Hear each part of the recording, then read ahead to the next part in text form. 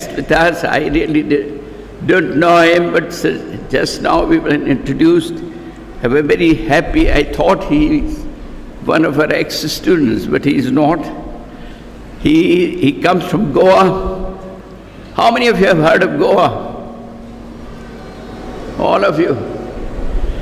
Now tell me, what is the geographical location of Goa? Is it in North India or West India or East? South India, good. All right. What is the capital of Goa? I didn't hear correctly. Yes, loudly. Panaji, all right. So we welcome Jason. Please come, let's welcome him.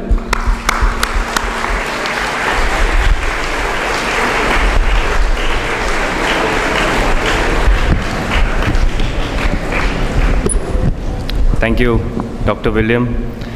And standing before so many young people,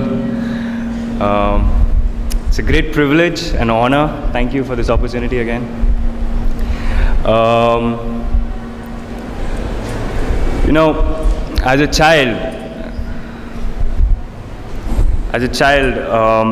we all have a sense of dreams.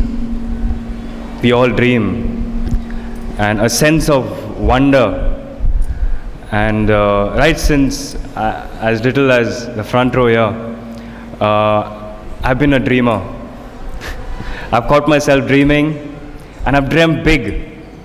And I've dreamt about different vocations, whether acting or whether be it an astronaut or a tennis player or a cricket player, and different things.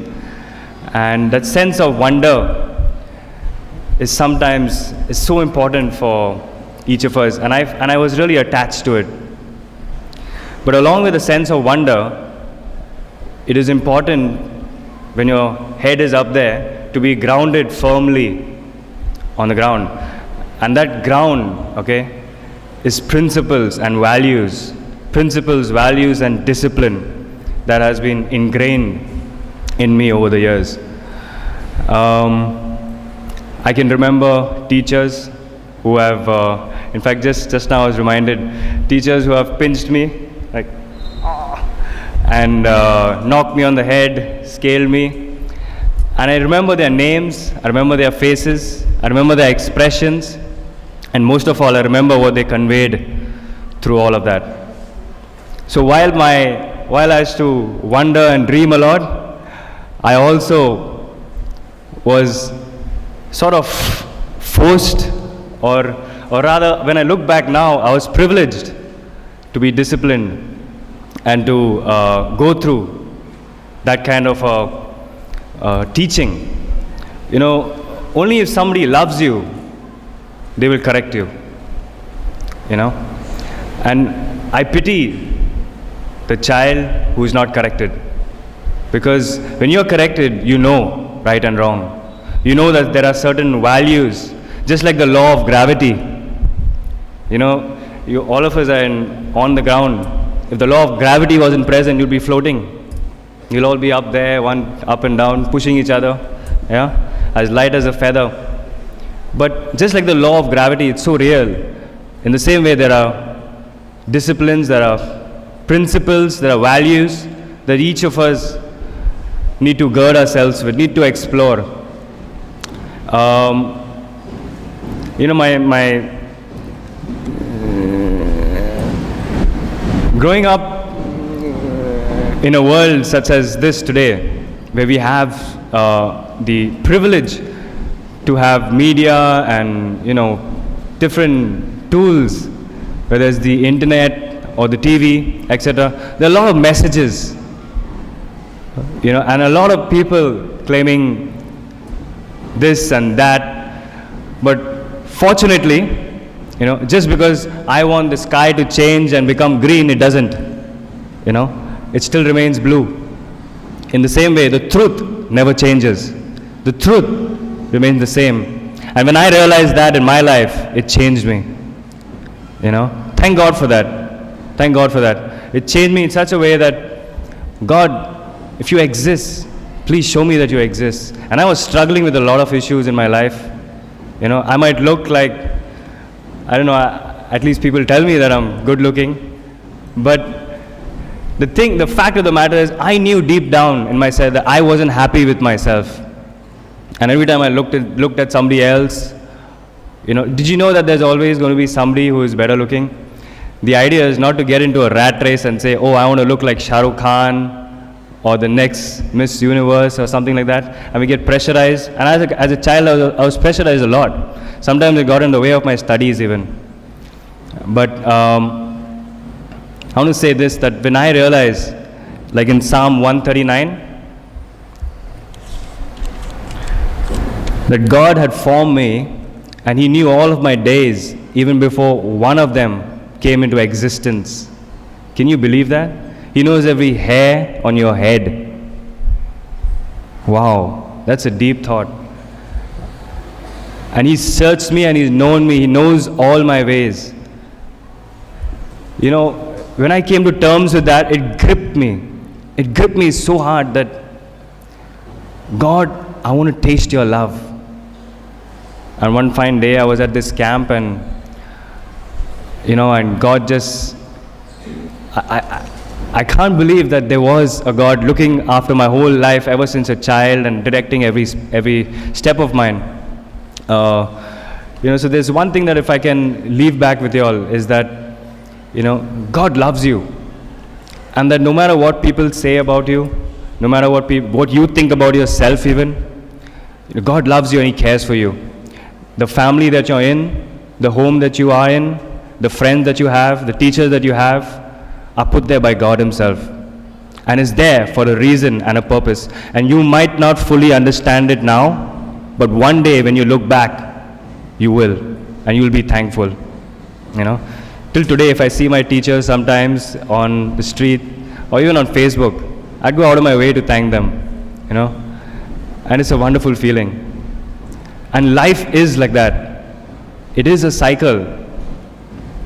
And I do hope that you guys will pass this on, the values and the principles that you have learned here, and come back years after this and be part of the Value Ed team. And I was so glad to know that there's a Value Ed team and the dedicated young people who are doing it also. And you know, thank God for that. And it's a great sense of purpose that God gives us.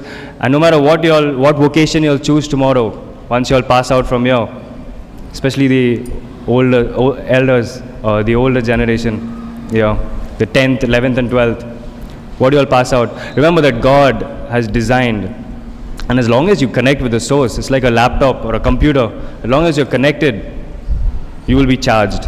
You'll be fired up. You'll never be depressed, all right? So put your thoughts on God, and as long as your thoughts are on yourself, you'll go on spiraling into, oh God, you know, why am I not like that girl, or why am I not like that boy?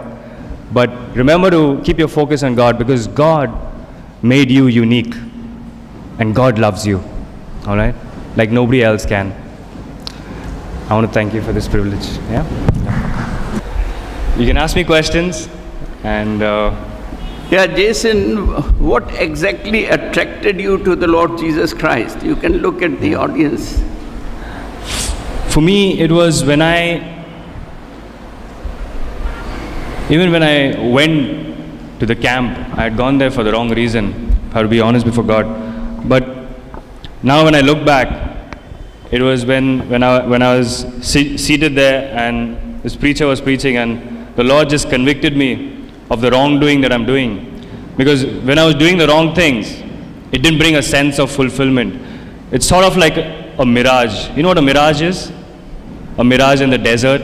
You're all tired and your mind sort of puts up this projection in your head that there's an oasis over there, and you go to it and you sort of lick it, but then it doesn't taste anything. It's not satisfying. It's not even there. You know, so the world sometimes, and all that it has to offer is like that. You know, it's not an end in itself. And I found when I discovered God's love that I was satisfied. It completed me. My search ended, and I was asked, would you like to accept Jesus? And I said, yes. If that's Jesus, I want him. And I tried, I tasted it, and I seen that the Lord is good. And that's what brought me to How much you knew Lord Jesus before you came to him? Sorry? How much you knew the Lord Jesus before you came to him? My mother would keep telling me about him, and I've heard about it, I've watched movies and etc. But it was all stories to me.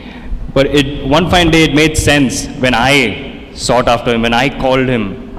It's almost like he was waiting on the door of my heart all this while, ever since childhood, growing up. He's waiting. I can also say that he protected me from certain dangers. He protected me from certain things. I've not seen it, but one day in heaven I will see it, and I'll thank God for that. But I never knew deep enough about Jesus. But yes, sorry. So it all happened on that day when you were attending a camp. Yes.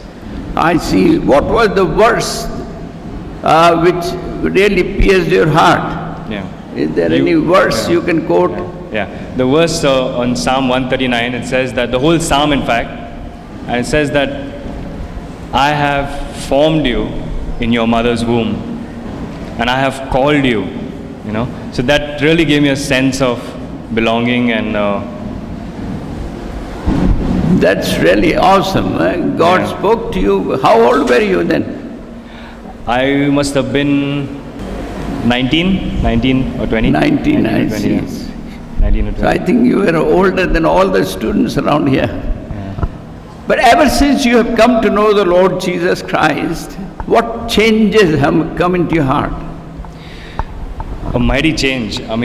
Before I knew the Lord Jesus Christ, I didn't know what purpose is, what meaning is. I would just be doing what my friends are doing. I wasn't unique. I sort of like another brick in the wall, that's it. But when I came to know Jesus, it's almost like he was my father, and he was my teacher, and he directed me, and he showed me that, I can love people. And I didn't know I had that strength. I was an introvert, and I didn't want to talk to anybody. I didn't want to stand up in class. In fact, if teacher was going, I would hide behind the person in the front, and in school. And but I always kept myself bottled up. But when I came to Jesus, it opened, and I wanted to step out. It was like a sense of adventure, and I wanted to step out even more and more and more. And today, God is able. When I look back, it's not me, it's God doing it. You just have to. He gives me a sense of adventure. He shows me what real beauty is, and every day is new and fresh. You have some younger brothers or older brothers or sisters? Yeah, I grew up in a family of totally 4 siblings, 1 elder sister and 2 younger brothers. Lots of fights, lots of problems, but we get through it. And I look back and I say that it was only prayers that kept us together. And so have you shared your joy with your brothers and sisters? Yes, I have shared with them, and my sisters in the Lord and my younger 2 brothers are getting to know the Lord too, and I'm glad to see that. Thank you, Jason, for being with us this morning. Thank you so much, and God bless you. Pray.